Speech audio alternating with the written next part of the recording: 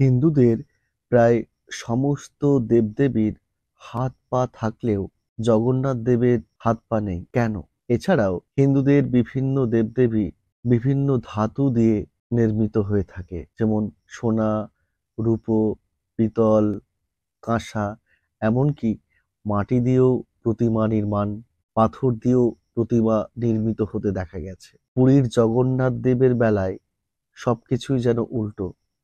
এই দেবতার যেমন হাত পা নেই, তেমনি এই দেবতা নির্মিত হয়েছেন কাঠ দিয়ে, নিম কাঠ দিয়ে। কেন? আজকের এপিসোডে আমরা এই বিষয়টি আপনাদের সামনে তুলে ধরবার চেষ্টা করব।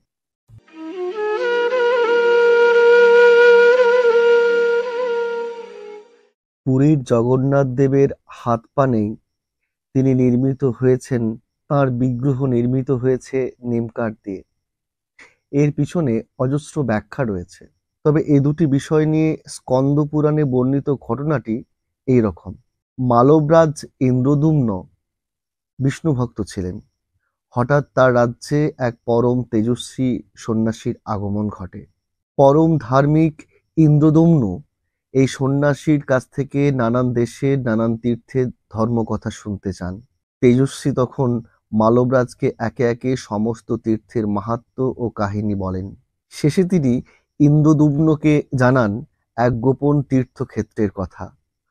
পুরুষোত্তম ক্ষেত্রের নীল পর্বতে ভগবান শ্রীবিষ্ণু গুপ্তভাবে শবরদের দ্বারা নীলমাধব রূপে পূজিত হয়ে আসছেন। এ নীলমাধব সাক্ষাৎ মুক্তিদাতা ও মোক্ষের দেবতা। তেজস্বী সন্ন্যাসীর মুখে এইসব শুনে মালবরাজ ইন্দ্রদ্যুম্ন ভগবানের রূপ দর্শনে আকুল হয়ে ওঠেন। তিনি তৎক্ষণাৎ রাজপুরোহিতের ভাই বিদ্যাপতির সঙ্গে বসে সলা পরামর্শ করেন।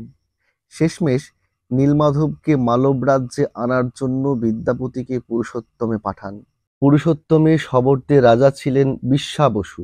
বিদ্যাপতি পুরুষোত্তমে পৌঁছে রাজা বিশ্বাবসুর আতিথেয়তা লাভ করেন। অতিথির পরিচর্যার জন্য শবররাজ তার কন্যা ললিতাকে নিয়োগ করেন। ললিতার রূপ দর্শন এবং তার রূপে মুগ্ধ হয়ে বিদ্যাপতি অচিরেই ললিতার প্রেমে পড়েন। এর অল্পকাল পরেই ললিতা গর্ভবতী হয়ে পড়েন। তিনি তার গর্ভ সংবাদ বিদ্যাপতিকে জানান ও তাকে বিবাহের জন্য অনুরোধ করেন। এই সময় বিদ্যাপতি তাকে জানান, যদি ললিতা বিদ্যাপতিকে নীলমাধব দর্শন করাতে পারেন তবেই তিনি তাকে বিবাহ করবেন। নিরুপায় ললিতা তখন এই প্রস্তাবে সম্মত হতে বাধ্য হন, কেননা আপন সম্প্রদায় ছাড়া নীলমাধব দর্শন গর্হিত অপরাধ হিসেবে প্রতিপন্ন হতো। ললিতা এই বিষয়ে সতর্ক থেকে বিদ্যাপতিকে জানান, বিদ্যাপতি কেবলমাত্র একবার নীলমাধব দর্শন করতে পারবেন, আর তাই নীলমাধবের গোপন স্থানে পৌঁছানোর সময় পর্যন্ত বিদ্যাপতির দু চোখ কাপড় দিয়ে বাঁধা থাকবে। বিদ্যাপতি অত্যন্ত চতুরতার সঙ্গে এই প্রস্তাবে রাজি হন, কেননা তার উদ্দেশ্য ছিল ললিতার সঙ্গে একবার নীলমাধবকে দেখে এসে পরে মহা সমারোহে তাকে পুরীতে নিয়ে যাওয়া, যাতে করে দ্বিতীয়বার নীলমাধবের গোপন স্থানে পৌঁছতে পারেন। সেজন্য তিনি যাওয়ার পথে ললিতার অগোচরে সর্ষের দানা ছড়াতে ছড়াতে যান। কিন্তু বিদ্যাপতির এই চাতুর্যের কথা জানতে পারেন অন্তর্যামী নীলমাধব। এর ফলে ললিতা সহ বিদ্যাপতি যখন নীলমাধবের গোপন স্থানে পৌঁছন তখন নীলমাধব অন্তর্হিত হন। বিদ্যাপতি ফিরে এসে মালবরাজ ইন্দ্রদ্যুম্নকে এই ঘটনার কথা জানান। রাজা তারপরেই সসৈন্যে পুরুষোত্তম নগরীর দিকে যাত্রা করেন। এখানে কেউ কেউ বলেন, ইন্দ্রদ্যুম্নকে পুরুষোত্তমপুরীর পথ দেখান এক গোপালক, অর্থাৎ ছদ্মবেশী কৃষ্ণ। মালব রাজা তার অভীষ্ট স্থানে পৌঁছে দেখেন ওই গোপন স্থানটি বিগ্রহ শূন্য। ইন্দ্রদ্যুম্ন তার অভীষ্ট দেবতাকে দেখতে না পেয়ে দেশে ফিরে গিয়ে প্রয়োপবসনে কুশাসনে প্রাণত্যাগের সংকল্প করেন। দিনের পর দিন অনশনে ভক্তের নির্মম পরিণতি ও প্রভুনিষ্ঠা দেখে নারদকে মালব রাজের কাছে পাঠান। সেখানে গিয়ে নারদ ইন্দ্রদ্যুম্নকে জানান, হে রাজন, তোমার প্রাণত্যাগের প্রয়োজন নাই। এই স্থানে তোমার মাধ্যমে ভগবান জগন্নাথ দেব দারু ব্রহ্মরূপে পুজো পাবেন। স্বয়ং পিতা ব্রহ্মা একথা জানিয়েছেন। নারদের মুখ থেকে বিষ্ণু ভক্ত ইন্দ্রদ্যুম্ন এই সংবাদ পেয়ে আনন্দে আত্মহারা হন এবং তিনি অনশন ত্যাগ করেন। রাত্রিকালে বিষ্ণু স্বপ্নে মালবরাজকে বলেন, হে রাজন, তুমি আমার প্রিয় ভক্ত। ভক্তদের কাছ থেকে আমি কদাপি দূর হই না। আমি সমুদ্রে ভাসতে ভাসতে তোমার নিকটে আসছি। পুরীর বাঙ্কিমোহান নামক স্থানে তুমি আমাকে দারু ব্রহ্ম রূপে পাবে। রাজা নির্দিষ্ট স্থানে দারু ব্রহ্মের সন্ধান পান।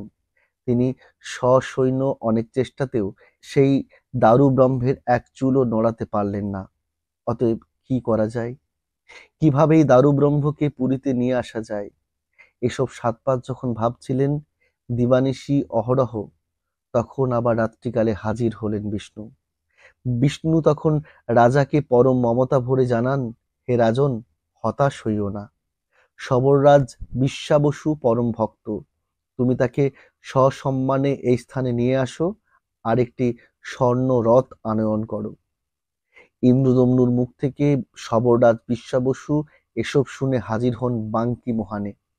অজস্র সৈন্য সামন্ত লোকলস্কর যে দারুব্রহ্ম তুলে তাকে পুরীতে নিয়ে যেতে পারেননি, সবররাজ বিশ্বাবসু একাই সেটি করে দেখালেন। এরপর গুন্ডিচা মন্দিরে ইন্দ্রদম্নু মহাবেধে নির্মাণ যজ্ঞ শুরু করেন। তখন নারদ এসে রাজাকে পরামর্শ দেন এই দারুব্রহ্ম থেকে ৩টি মূর্তি নির্মাণ করানোর। রাজা ইন্দ্রদম্নুর আহ্বানে দেশ বিদেশ থেকে অনেক ছুতর এলেন। উদ্দেশ্য এই দারুব্রহ্ম কেটে ৩টি মূর্তি নির্মাণ। কিন্তু তারা যেই দারুব্রহ্মের গায়ে করাত বাটালি ঠেকালেন, অমনি সেসব ঠুনকো কাচের মতো ভেঙে গেল। রাজা আবার হতাশ হয়ে পড়লেন। কি করবেন না করবেন? কিভাবে এই ত্রিমূর্তি নির্মিত হবে? এমন সময় হাজির হলেন অনন্ত মহারানা নামের এক ছুতর। বলা বাহুল্য, ইনি ছদ্মবেশী বিশ্বকর্মা। অনন্ত মহারানা সব শুনে ত্রিমূর্তি নির্মাণে সম্মত হলেন। টানা ২১ দিন সময় চাইলেন ইন্দ্রদম্নুর কাছ থেকে, কিন্তু শর্ত একটাই, তাকে একটি দরজা জানলা বন্ধ ঘর দিতে হবে। কাকপক্ষীও সেখানে যেন প্রবেশ করতে না পারে, আর কাজ চলার সময় কেউ যেন সে ঘরে প্রবেশ না করে, কেউ যেন তাকে না ডাকে। অনন্ত রাজাকে আরও অনুরোধ করেন, হে রাজন, আপনি ইতিপূর্বে যে সকল কারিগরকে এনেছিলেন তাদের ৩টি রথ তৈরি করতে বলুন। সমস্ত পূর্ব শর্ত মেনে ত্রিমূর্তি নির্মাণের কাজ শুরু হয়। পাশাপাশি চলতে থাকে জগন্নাথ, বলভদ্র ও সুভদ্রার জন্য ৩টি রথ নির্মাণের কাজ। অল্প কয়েকদিনের মধ্যেই এই ৩টি রথ নির্মিত হয়ে যায়। জগন্নাথের রথ এই ৩টি রথের সবচেয়ে বড়, উচ্চতা ৪৫ ফুট। রথের গায়ে হলুদ এবং সোনালী রং। চলার জন্য রয়েছে ১৬টি চাকা। জগন্নাথের রথের নাম নান্দিঘোষ। এ রথের সারথীর নাম মিতালি। এরপর নির্মিত হলো বলভদ্রের রথ। বলভদ্রের রথের নাম তালধ্বজ। এ রথ অপেক্ষাকৃত মাঝারি আকৃতির, উচ্চতা ৪৪ ফুট। রথের রং লাল ও সবুজ। চলার জন্য ৬ ফুট ব্যাসের ১৪টি চাকা রয়েছে। এর সারথীর নাম সাত্ত্বকী। সুভদ্রার রথের নাম দর্পদলন। এর উচ্চতা ৪৩ ফুট। রথের রং লাল এবং কালো। চাকা ১২টি, প্রত্যেকটির ব্যাস ৫ ফুট। এই রথের সারথি স্বয়ং অর্জুন। এদিকে রানী গুন্ডিচার মন মানে না। কিরকম মূর্তি তৈরি হচ্ছে এই কৌতূহল রানীর মনে ক্রমশই বেড়ে চলে। শেষে একদিন থাকতে না পেরে ১৪তম দিনে রানী অনন্ত মহারানার কর্মস্থলে প্রবেশ করেন। এর ফলে অনন্ত মহারানা ক্রুব্ধ হয়ে অন্তর্হিত হন। রানী সেখানে প্রবেশ করে অসম্পূর্ণ জগন্নাথ, অসম্পূর্ণ বলভদ্র, অসম্পূর্ণ সুভদ্রাকে দেখে মূর্ছিতা হন। কিন্তু এই কি মূর্তি! নীল নব ঘন শ্যামল শ্রীবিষ্ণুর এমন গোলাকৃতি নয়ন, হস্ত পদহীন, কালো মেঘের মতো গাত্রবর্ণ। রাজা ইন্দ্রদম্নু রানীকে খুব তিরস্কার করেন, কিন্তু বিচক্ষণ মন্ত্রী অনন্ত মহারানার অদৃশ্য হয়ে যাওয়ার ঘটনা থেকে বুঝতে পারেন এর আসল রহস্য। তিনি রাজাকে সব খুলে বলেন। রাজারও কিছুই বুঝতে আর বাকি থাকে না। পরমভক্ত রাজা আবার বিষ্ণুর শরণাপন্ন হলেন। বিষ্ণু আবার রাজাকে স্বপ্নাদেশ দিলেন, আমার ইচ্ছায় ভক্তেরা আমার এই রূপের মুরলীধর শ্রীকৃষ্ণ রূপে দর্শন পাবে। তুমি ইচ্ছা করলে সোনার উপর হস্তপদাদি নির্মাণ করিয়ে পুজো করতেই পারো। তিনি আরও বলেন, বিশ্বাবসুর বংশধরেরা আমার সেবক রূপে যুগ যুগ ধরে সেবা করবে। বিদ্যাপতির প্রথম স্ত্রীর সন্তানেরা আমার পুজো করবে। দ্বিতীয় স্ত্রী অর্থাৎ ললিতার সন্তানেরা বংশ পরম্পরায় আমার ভোগ রান্নার দায়িত্ব নেবে।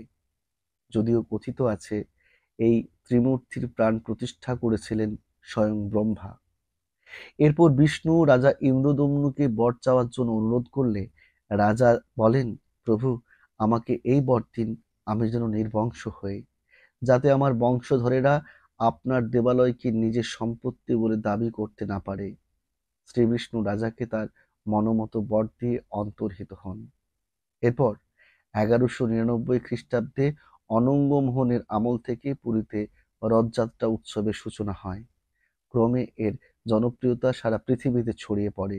পুরীর জগন্নাথ দেবের রথযাত্রার আন্তর্জাতিকতাকরণে সবিশেষ ভূমিকা রেখেছে ইস্কন নামক একটি বৈষ্ণবীয় প্রতিষ্ঠান।